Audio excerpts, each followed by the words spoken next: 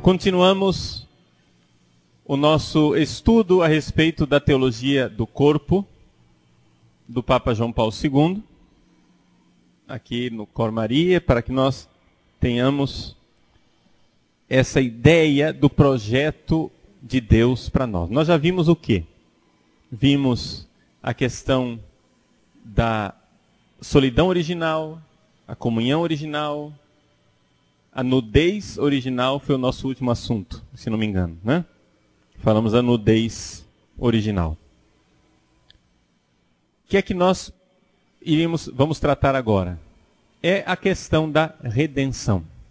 Ou seja, a nudez original nos fala do pecado original, ou seja, do fato de que nós agora estamos quebrados. Nós não somos mais como Deus planejou.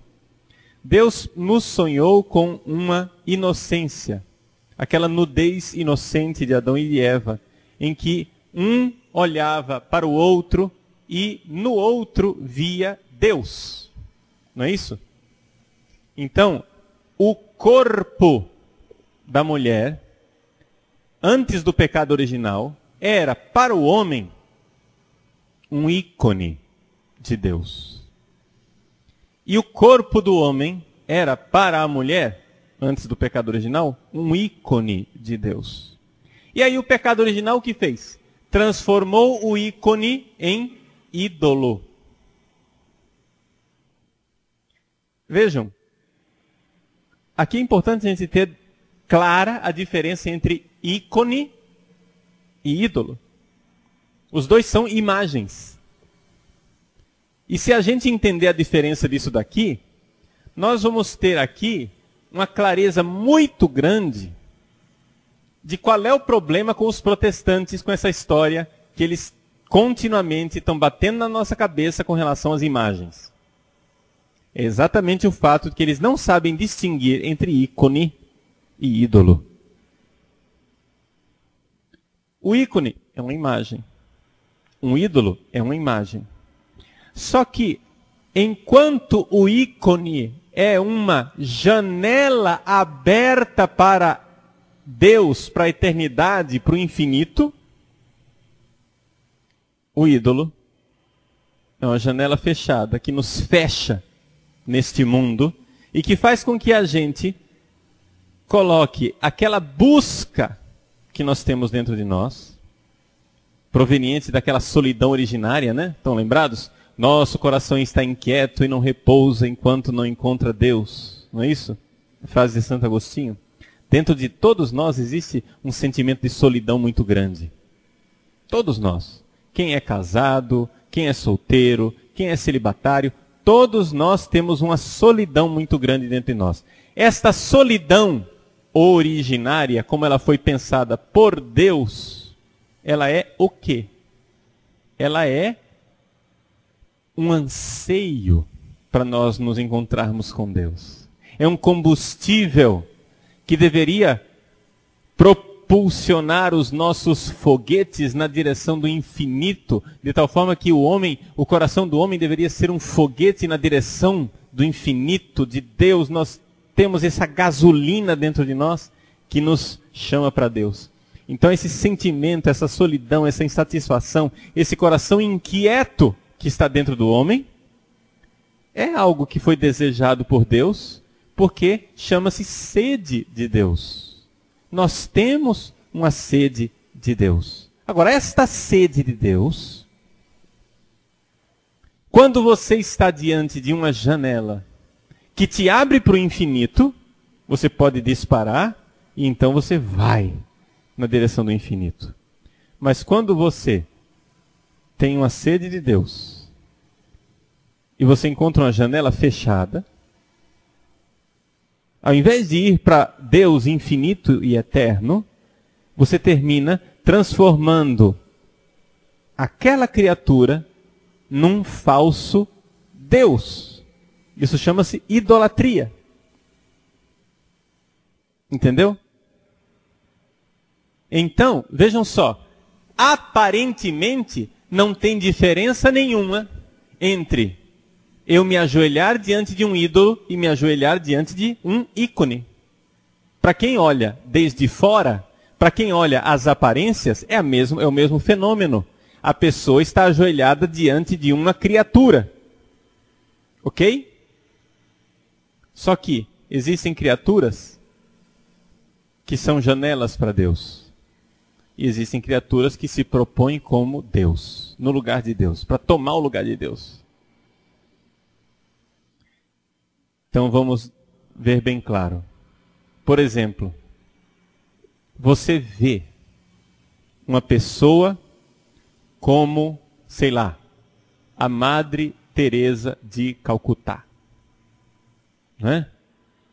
Só de olhar na foto e olhar para o olhar dela, aquele olhar é uma janela que te leva para Deus. Agora, quando você pega uma mulata em cima de um carro alegórico, aquilo lá não é uma janela que te leva para Deus. Aquilo é uma janela fechada que está querendo tomar o lugar de Deus. Faz sentido? O Papa João Paulo II esteve em Cuiabá em 1991. Eu não estava em Cuiabá na época, eu estava em Roma. Preparei a viagem lá, os textos litúrgicos da viagem, junto com o Departamento de Celebrações Litúrgicas do Papa. O Papa entrou no avião, veio e visitou Cuiabá. E eu fiquei lá chupando o dedo. Né? Mas os meus pais estavam aqui em Cuiabá e tiveram a graça de poder receber a comunhão das mãos do Papa João Paulo II. Perguntei para eles, e aí, como é que foi? Minha mãe ficou fixada no olhar do Papa. Ou seja, ela disse que quando recebeu a comunhão, ela olhou para os olhos dele. E aqueles olhos falavam de Deus. Entende? O encontro com Deus. Isso é ser um ícone. Não é? O Papa João Paulo II, no seu rosto, era um ícone que falava de Deus. Por que é que aqueles jovens faziam e fizeram filas imensas de milhões de pessoas para passar diante do cadáver de um Papa velhinho? Por quê? Porque aquele homem era um ícone, porque aquele corpo foi um ícone que nos falou de Deus. Aquilo é idolatria? Não. Porque ninguém fez de João Paulo II Deus, mas fez dele um trampolim para Deus. Isso é ícone. Agora, quando uma pessoa se apresenta fisicamente para ser desejado, adorado, idolatrado, aí o corpo deixa de ser ícone e começa a ser ídolo. Nós vemos isso no Evangelho, no corpo do próprio Jesus. Quando Jesus é flagelado por Pilatos, manda flagelar Jesus. Quando ele volta da flagelação, Pilatos apresenta Jesus todo dilacerado. E o filme do Mel Gibson aqui nos ajuda imensamente a imaginar aquela cena. Jesus dilacerado diante da multidão, ele diz, ecce homo. Eis aí o homem. Poderíamos nós adaptar e dizer, eis aí um corpo verdadeiro. Eis aí um corpo, imagem e semelhança de Deus. Eis aí o corpo que é janela infinita que nos conduz para Deus, o corpo de Cristo. Por quê? Porque aquele corpo dilacerado nos diz, ele amou. Deus é amor.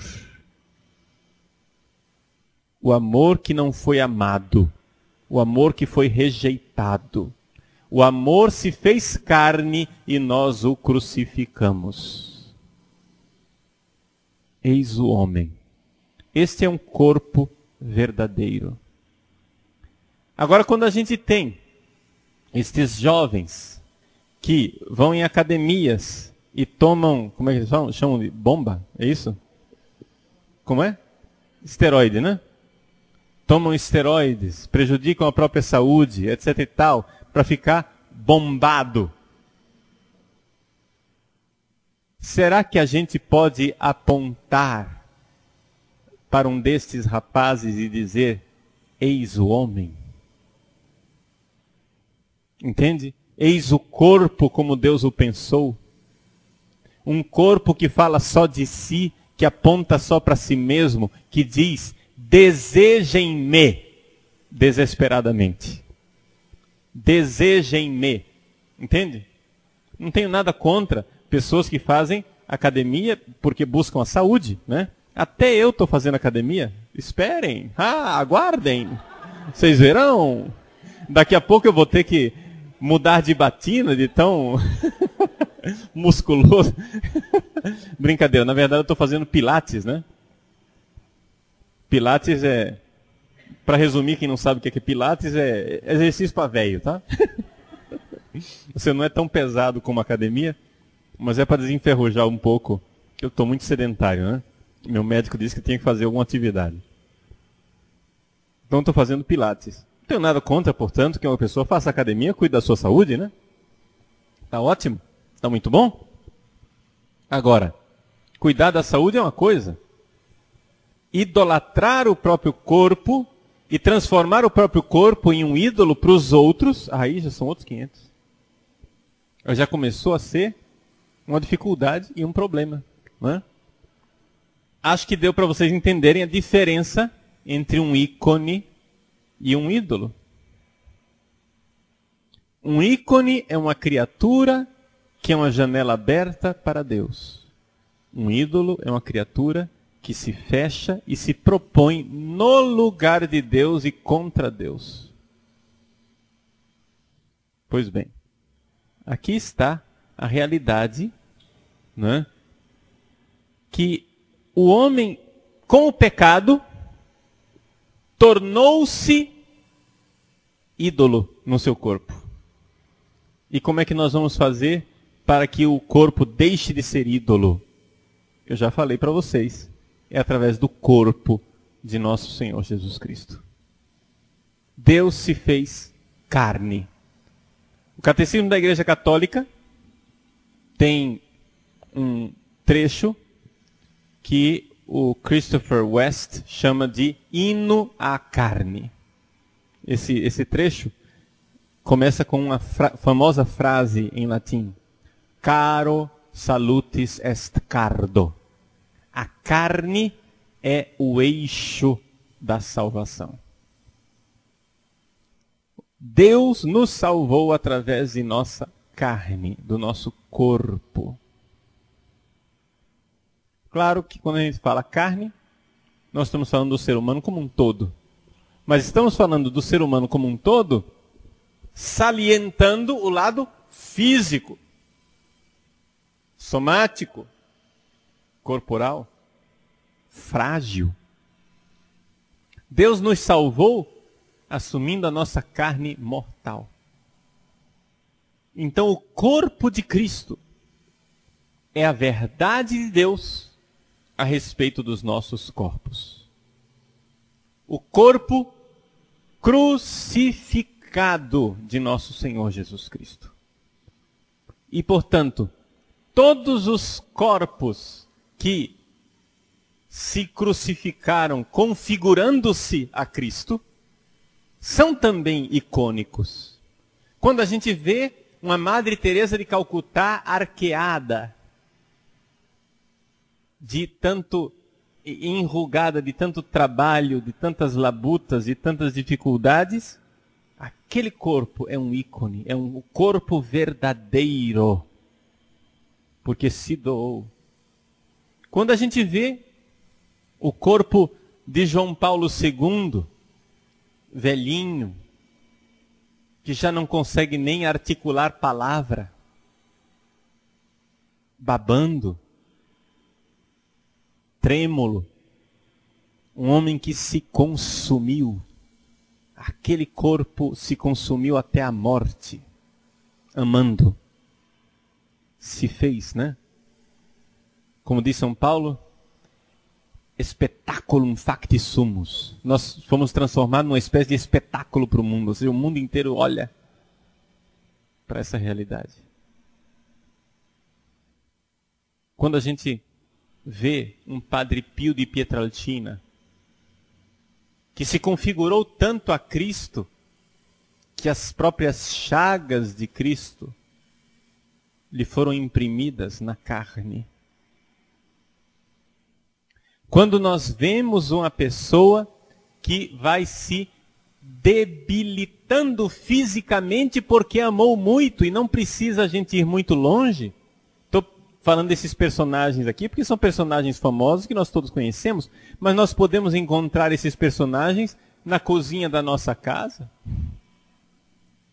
ou na nossa própria família. Pessoas que a gente vê que se deram, se entregaram, cujos corpos foram perdendo aquela beleza, aquela sensualidade, aquela atratividade, porque amaram, porque se entregaram. Agora, vejam como a nossa cultura está na contramão dessa redenção. A nossa cultura hoje venera o quê? O corpo da adolescente não mãe. Atenção. Vejam que eu usei a palavra adolescente não mãe e fiz questão de não usar a palavra adolescente virgem. Por quê? Porque o que a nossa cultura venera é aquela mulher que já não é mais virgem, que já é adulta, já tem vida sexual ativa, mas que continua com o seu corpinho de adolescente, onde o sexo e a maternidade estão completamente destacados um do outro. Não se venera o corpo da mãe. Ou seja, a mulher que, porque foi mãe, que teve o seu corpo modelado pelas consequências de várias gravidezes sucessivas, não é? Que já não tem aquele corpo inteiraço, como o pessoal quer, né? Colocar. Mas que amou, que de alguma forma entregou o seu corpo. Esse é o meu corpo que é dado por vós. Não é? Existe algo da entrega e do amor. O Christopher West cita o caso do sogro dele que ele não conheceu. Christopher West, vocês sabem quem que é? Um grande propagador e pregador a respeito da teologia do corpo americano. Ele é casado, tem vários filhos, acho que 5 filhos, 6, não sei quantos, jovem. Mas ele diz, eu nunca conheci o meu sogro, mas eu o amo profundamente por causa dessa história que é contada ainda na família dele. Eles se casaram, né, o sogro e a sogra dele, foram para as noites de núpcias, e no domingo, logo em seguida, no dia seguinte, era domingo, eles foram à missa. E pelo fato de que ele tinha se preservado na virgindade para se casar, e a esposa dele também, e os dois tinham tido a primeira relação sexual da vida deles na noite de núpcias, ele participou da missa, e depois da missa, com os olhos cheios de lágrimas, ele disse para a mulher dele, agora eu sei o que quer dizer, isto é o meu corpo que é dado por vós. Dar o corpo por amor. Dar o corpo na noite de núpcias para sua esposa. né? Vejam, não é absolutamente nenhuma blasfêmia pensar nisso, porque a Eucaristia tem tudo a ver com esse esponsalício de Cristo com a igreja. É a comunhão, onde os dois são uma só carne, de forma mística, claro, não sexual, mas é basicamente a realidade que o sexo simboliza, né? O sexo é sacramento desta união mais profunda. Pois bem, quando o corpo é dado, quando o corpo se entrega e ama, nós temos aí então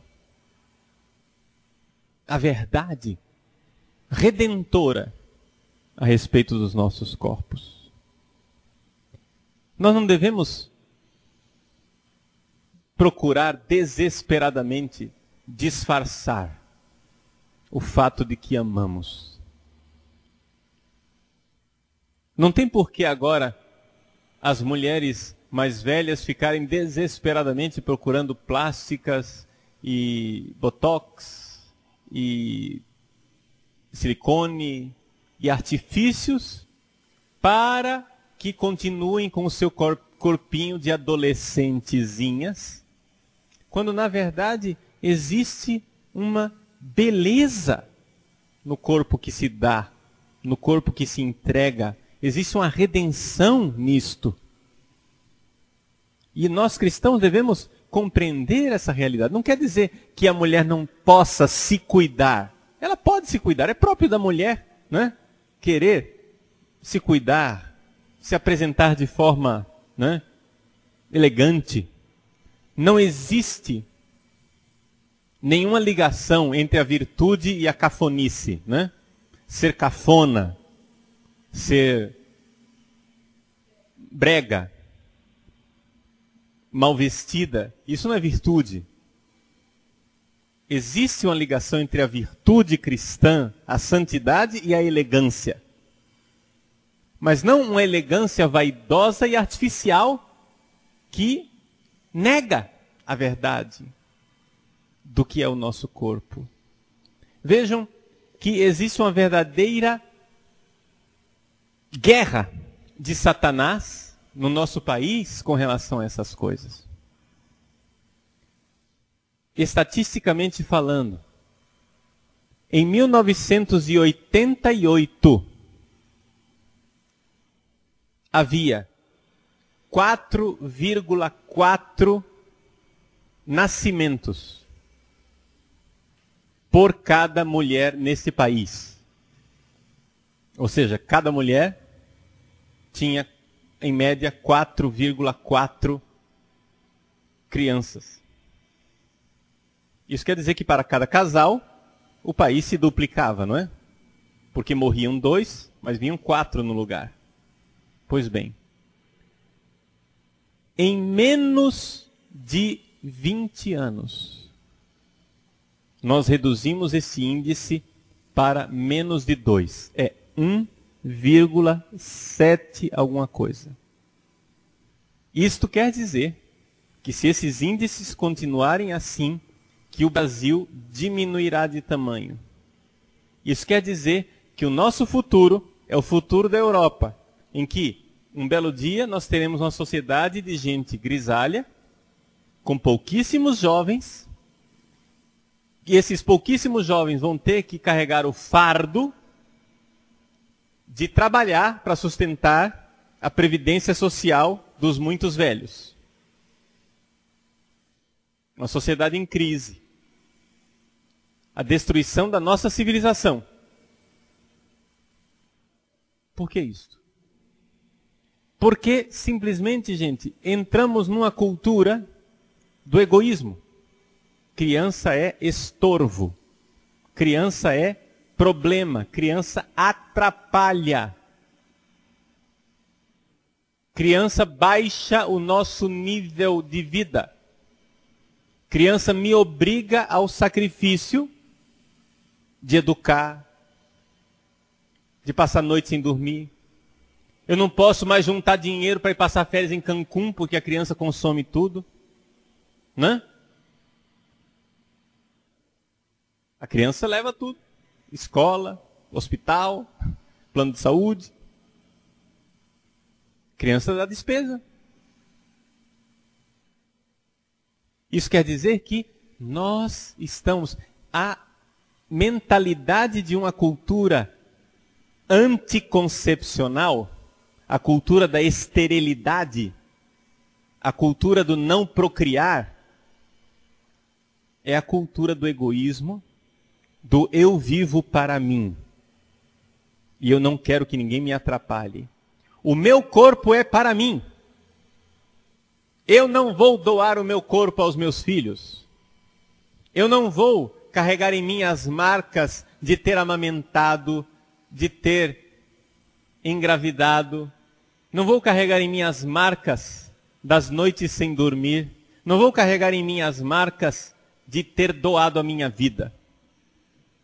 Eu quero viver a vida como uma eterna adolescentezinha. Eu para mim mesma. Estou falando para as mulheres, né? Isto evidentemente vale também para os homens. Mas nas mulheres a gente vê o quanto isto realmente entrou e impregnou. Não é? Pois bem. Esta cultura da esterilidade não leva muito tempo para se transformar naquilo que já está se transformando na cultura do abortismo. É verdade que 94% dos brasileiros são contra o aborto, contra a legalização do aborto. É verdade. Mas é também verdade que um número enorme de brasileiros, embora não queira a legislação, recorre ao aborto quando é atropelado por uma gravidez indesejada. O que é que espiritualmente está por trás disso? Está por trás do seguinte: o meu conforto vale mais do que a vida de um filho meu. É isso que está por trás. Vejam que a mentalidade do anticoncepcional é exatamente a mesma mentalidade do aborto. E não é de admirar que pessoas que vivem uma cultura do contraceptivo terminam indo também para a cultura do aborto. Água mole em pedra dura, tanto bate até que fura. Por quê? Porque é evidente. O que é que Satanás coloca na nossa cultura? Primeira coisa, sexo é lazer. Que é o contrário do cristianismo. Sexo é amor. E amor, nós descobrimos o que é quando nós olhamos para o Cristo crucificado. A redenção. Isso é amor. Dar a vida. Né? Dar a vida. Ora, sexo é lazer. Então eu posso fazer o sexo do jeito que eu quiser. Para me divertir. Uma vez que eu faço o sexo do jeito que eu quiser, uma dessas adolescentes ou jovens ou mulher já adulta engravida por um erro de cálculo, né? Sei lá, a pílula não funcionou ou a camisinha não preservou. Ou aquele dia, sei lá por que cargas d'água, não usou um método anticoncepcional. Aí engravida. Ora, estatisticamente falando, nós sabemos que uma menina que na sua juventude, no início da sua juventude, engravida, nós sabemos que estatisticamente falando, esta menina dificilmente se levantará do nível de pobreza. Por quê? Porque ela agora vai ter um filho para cuidar. Já não vai mais poder fazer faculdade como gostaria, porque vai desde ser jogada no mercado de trabalho, porque vai ter que trabalhar para cuidar da criança, porque o pai é irresponsável, etc, etc. Ah, mas tem a pensão. Vocês sabem que essa história de pensão não resolve. Não é? Essa história de pensão não resolve. Não é mágica. Estatisticamente as coisas não funcionam. Então, já não pode estudar, já não pode trabalhar. Se ela ainda tem a graça de ter pais cristãos, se ela ainda tem aqueles pais cristãos quadrados, tradicionais, etc e tal, que dizem, não, meu neto é meu neto, deixa eu cuidar, então recebe o neto em casa, cuida do neto, etc e tal, enquanto a menina vai à luta, correr atrás do atraso na vida. Mas esse tipo de avós cada vez menos existe. Quando essa geração que está agora brincando de sexo chegar a ser avô e avó, eu duvido que a maioria dessas pessoas vai acolher filho e filha de seus filhos em casa. Porque a mentalidade é, eu não quero criança para me atrapalhar. Então o que é que se faz? Se recorre ao aborto. Porque afinal das contas, criança atrapalha. O meu conforto vale mais do que a vida de um filho. Vocês estão enxergando o absurdo no qual nós chegamos? Estão enxergando o nível de absurdo no qual nós estamos? Isto é o contrário da verdade a respeito do nosso corpo. Nós nascemos para amar. Nosso corpo nos diz isso, nós temos isso inscrito na nossa carne. Novamente, Jesus com o seu corpo revela o projeto de Deus, a vocação de Deus para o nosso corpo. Então, existe na nossa sociedade em ação uma série de coisas que vão levando para isso. Por exemplo, a pílula anticoncepcional. A maior parte das pessoas não faz ideia, não sabe que a pílula anticoncepcional, essa pílula anticoncepcional, aspas, normal que se vende por aí, não estou falando da pílula do dia seguinte, não. Estou falando da pílula anticoncepcional normal, ela é abortiva. Vocês sabiam disso? Por quê? Porque quando a pílula foi inventada há 40 anos atrás, eles colocavam uma quantidade de hormônio, que era uma carga, assim, cavalar, que descontrolava completamente o corpo da mulher.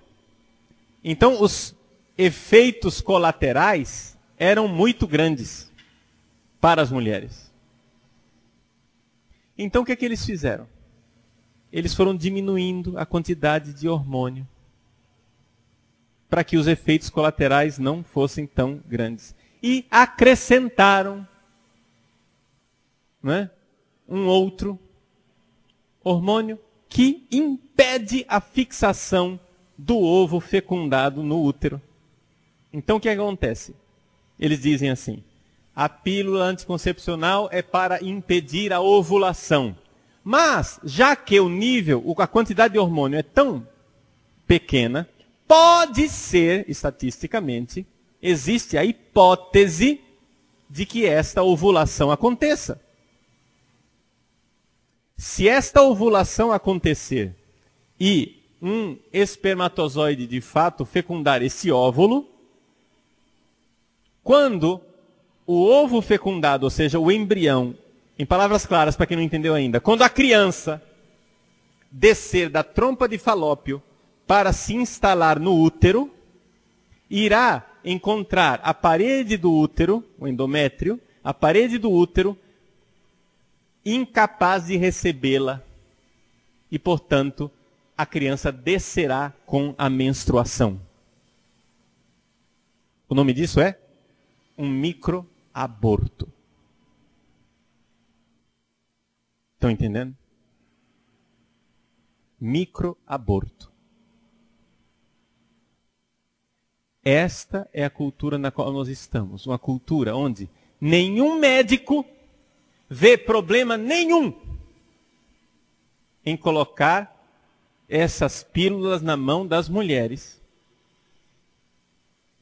E as mulheres as usam, achando que o negócio é somente uma quadradice da Igreja Católica. Ah, porque afinal todo mundo usa anticoncepcional e não se dão conta que estão matando seus filhos. No céu, quando a gente chegar lá, né, se Nosso Senhor tiver misericórdia de nós todos, e Ele tem, mas se nós aceitarmos a misericórdia dele, porque não adianta, né, Deus pode ter misericórdia da gente. Por que é que o inferno existe? O inferno existe porque Deus não tem misericórdia? Não, Deus tem misericórdia. O inferno existe porque nem todo mundo aceita a misericórdia.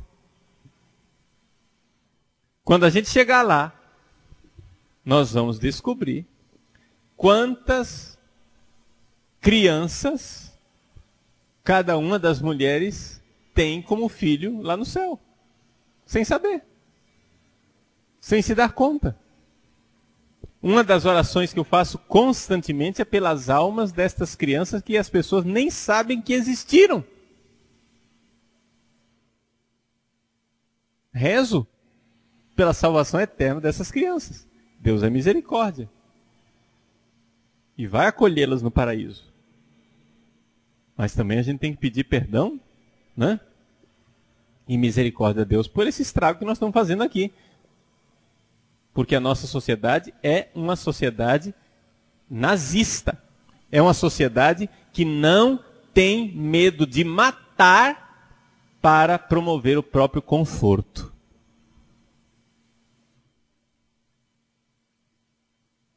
Meus queridos, minhas queridas, esse negócio aqui é muito sério.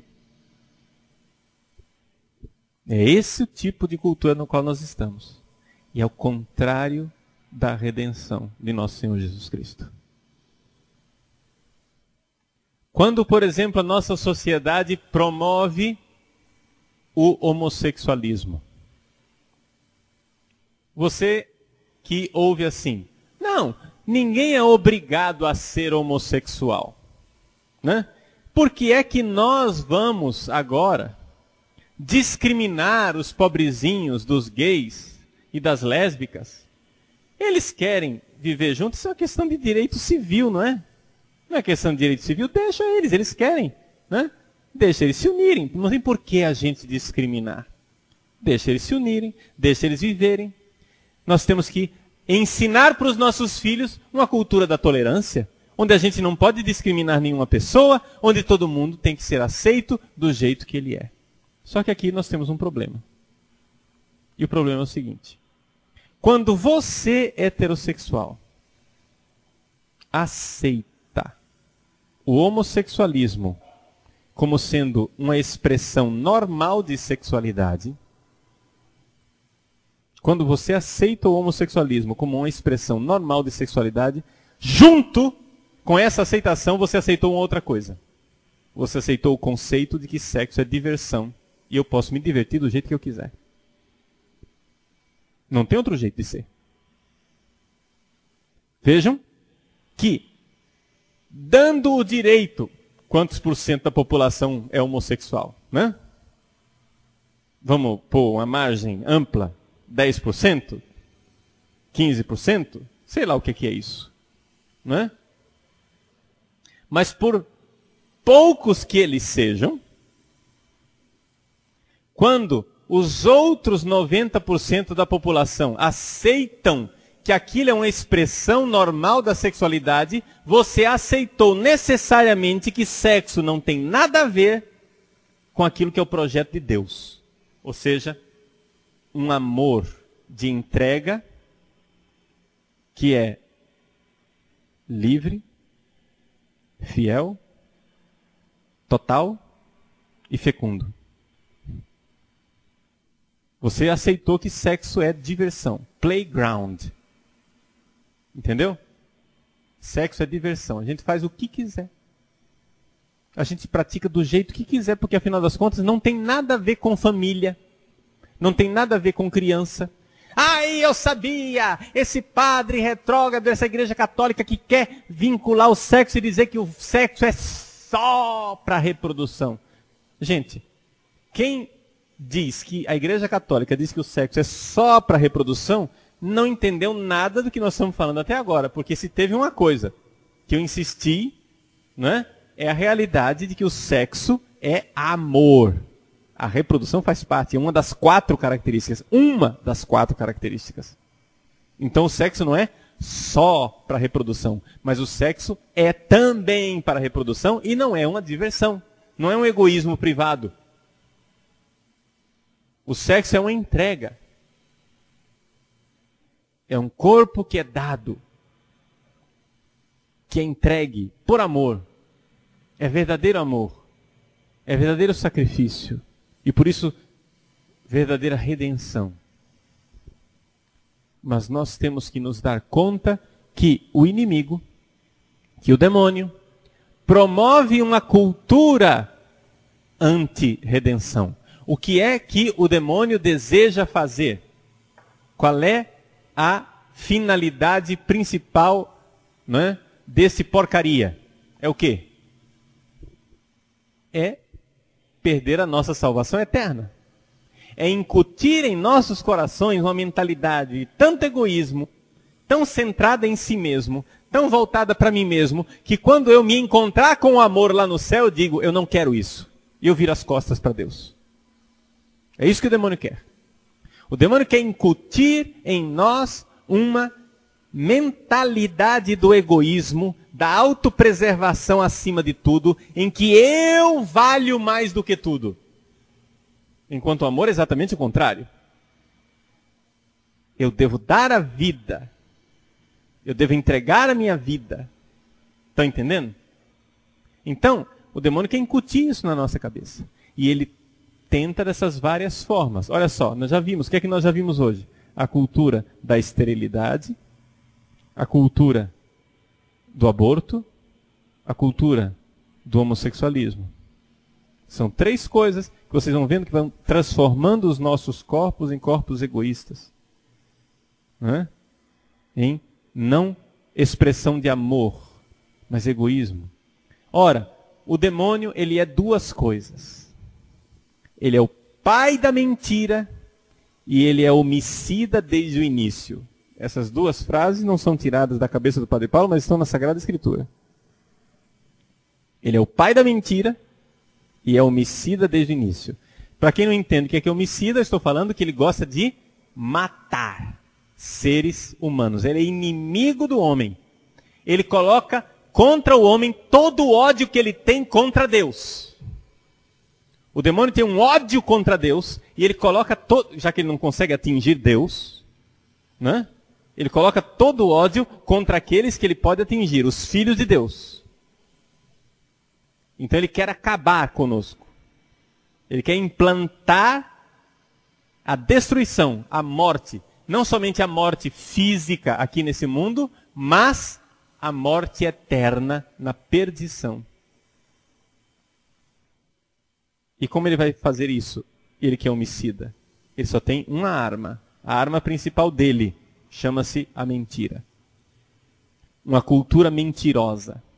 Então, o demônio irá implantar em nossos corpos, que deveriam ser sacramento, que deveriam ser imagem e semelhança de Deus, ele vai implantar um sacramento do diabo. O diabo é o macaco de Deus, ele imita Deus em tudo.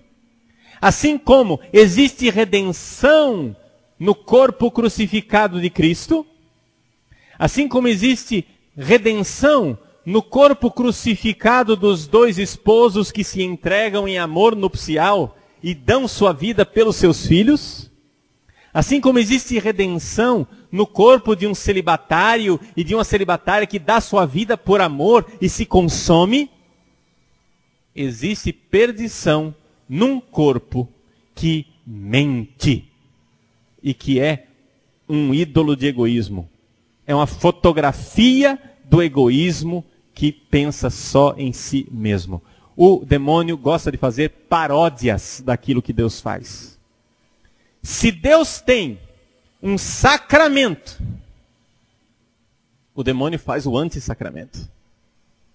Se Deus usou a carne para nos redimir, o demônio usa a carne para nos perder, para nos danar. Está entendendo? Aqui está. O mistério, né, desse duelo entre vida e morte, o mistério da redenção,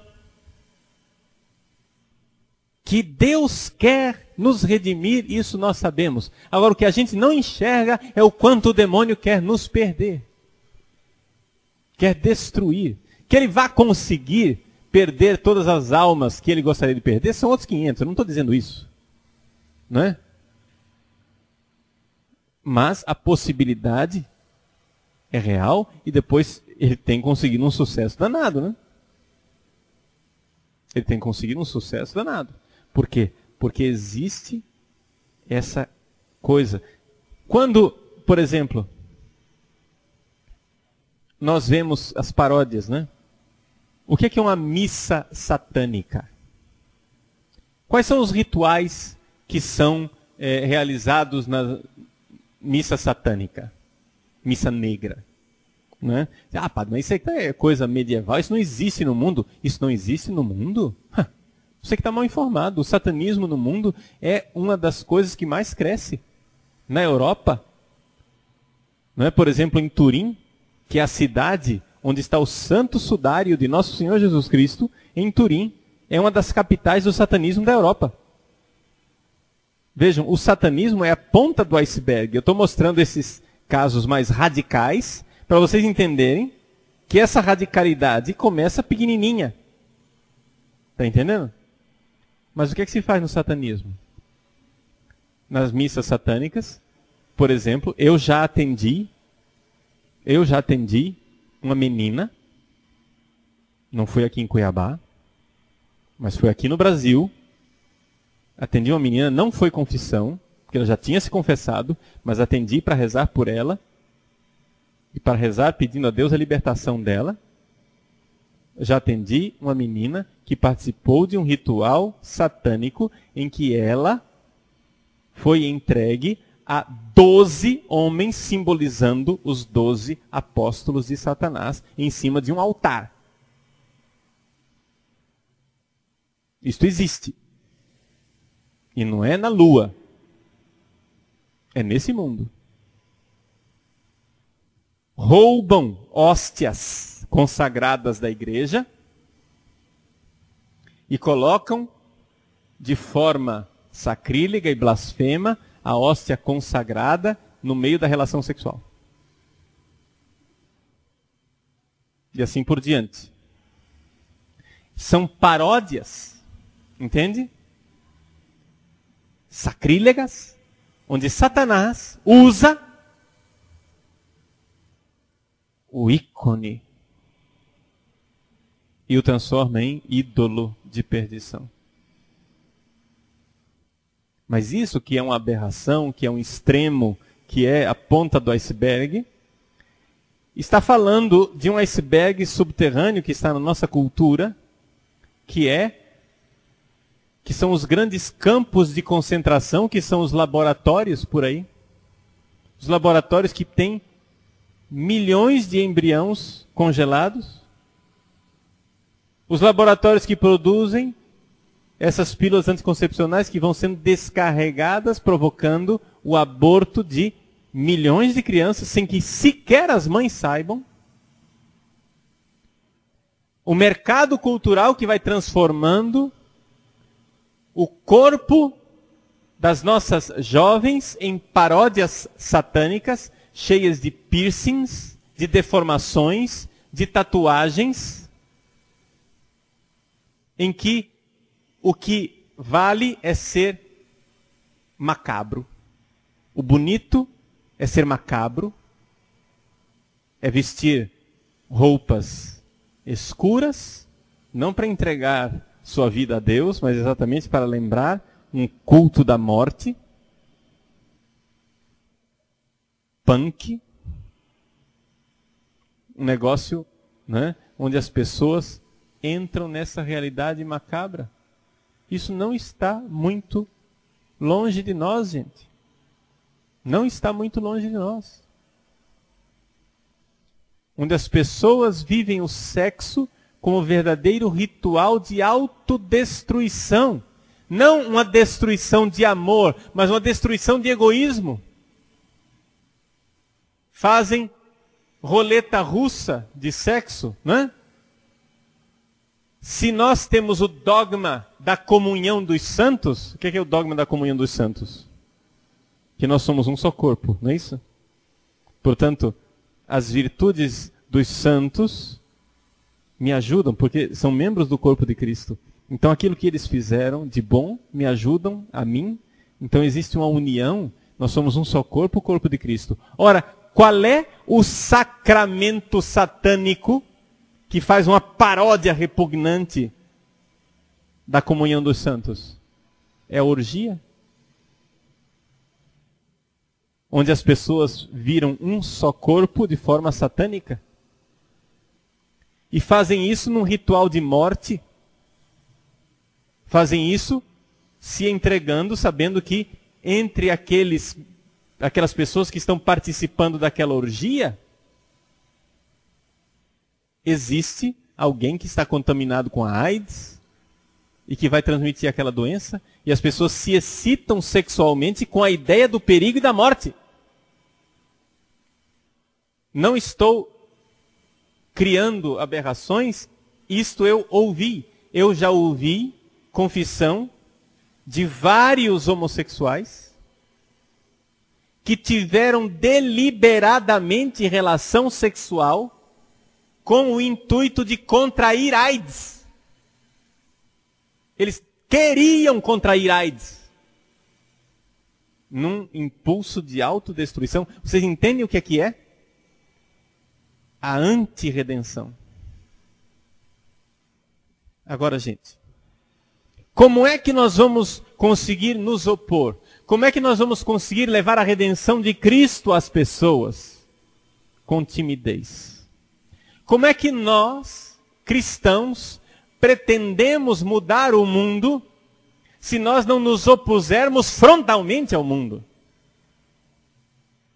Não vai ser com linguagem politicamente correta que nós vamos conseguir mudar isso, gente. Porque enquanto o diabo alardeia com um megafone as suas ideias, nós timidamente vamos dizendo, não é bem assim, veja bem, talvez, quem sabe. Não, gente, nós precisamos nos opor. E nós, assim como nós precisamos nos opor a isto, no nosso coração, nós precisamos nos opor a isso também na nossa forma de expressar e nos nossos corpos. Porque se na nossa vida, no nosso coração, nós somos contra essa cultura, mas depois, na nossa forma de vestir, no nosso jeito de agir, de ser, de nos comportarmos, nós somente damos a essa cultura o aval que ela precisa, como é que fica? Como é que eu digo que eu sou pela cultura da vida e, no entanto, eu sigo tudo aquilo que é a ideia de que eu tenho que ser a eterna adolescente, eu tenho que ser objeto sexual, símbolo sexual, desejada, querida, amada, o chuchuzinho, né? Não.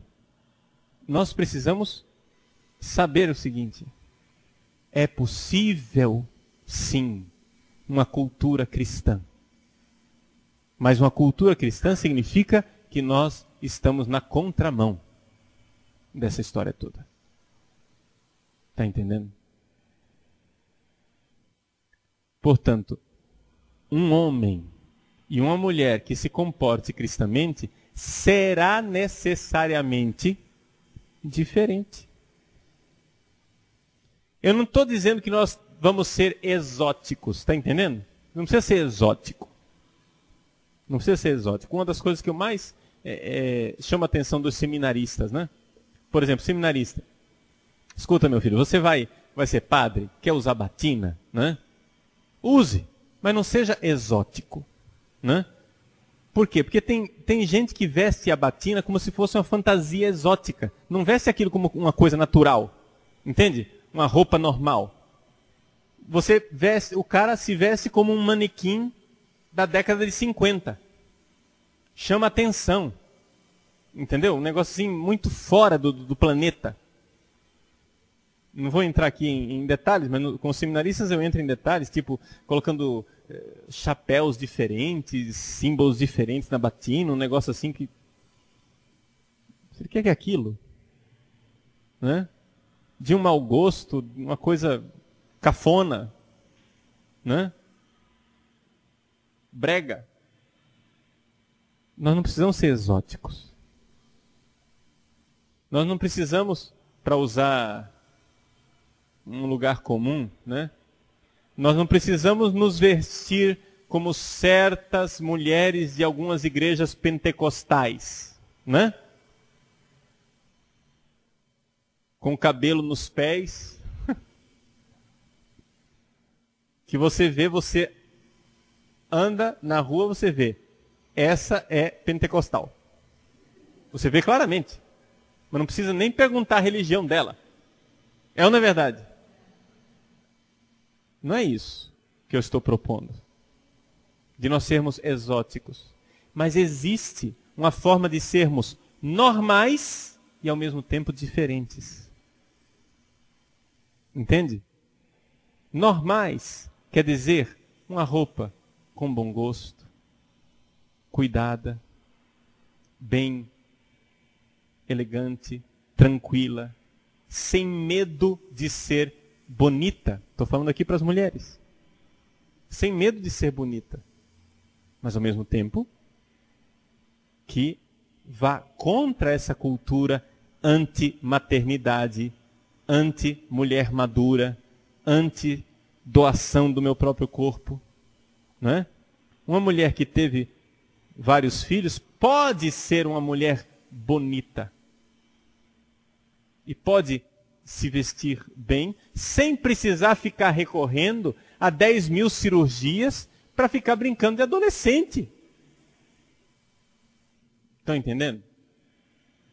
Porque, afinal das contas, isso faz parte também da aceitação do seu próprio corpo. Agora, todo mundo sabe, não é, que as mulheres, por exemplo, só para falar uma verdade daquilo que é o metabolismo da mulher, todo mundo sabe que depois de uma certa idade é uma tortura para a maior parte das mulheres, não é, continuar com o corpinho esbelto de um adolescente. A abençoada tem que passar fome. Entende? Porque o metabolismo não ajuda.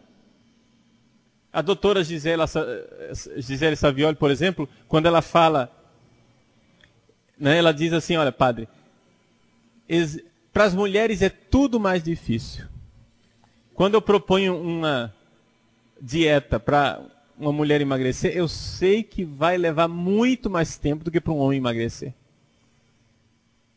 Porque a natureza da mulher não colabora para isso.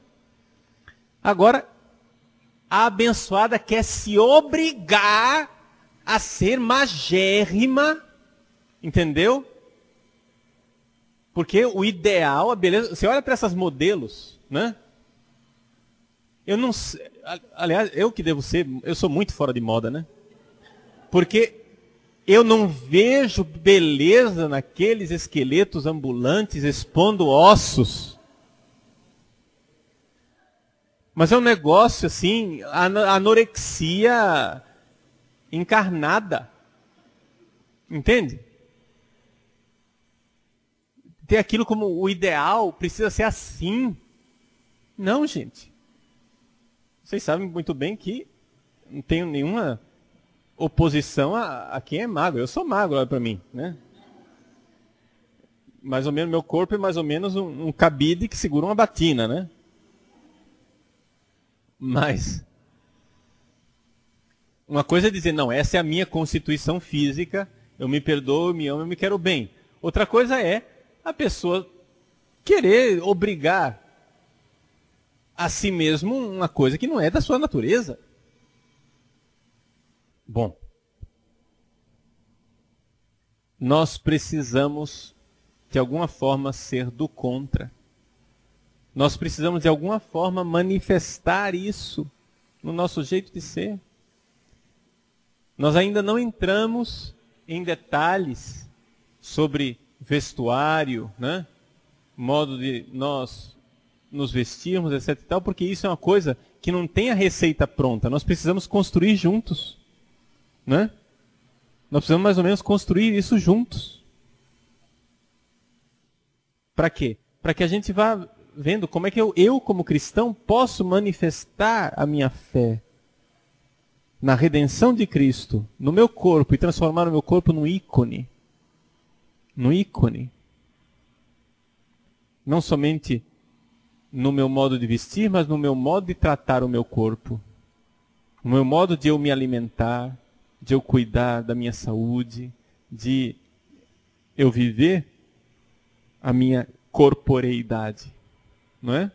De forma sadia, sem destruir a mim mesmo, mas ao mesmo tempo sem esta obsessão de querer artificialmente que o meu corpo não manifeste a passagem dos anos, não manifeste o fato de que ele foi se consumindo por amor, não manifeste o amor.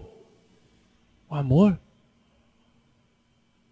Gente, eu tenho muito orgulho das marcas da idade que estão no meu corpo. Eu fico feliz da minha careca, né? Fico feliz de ver a diferença entre a minha carinha de padre quando eu fui ordenado aos 24 anos de idade e a minha cara hoje com 42. Né?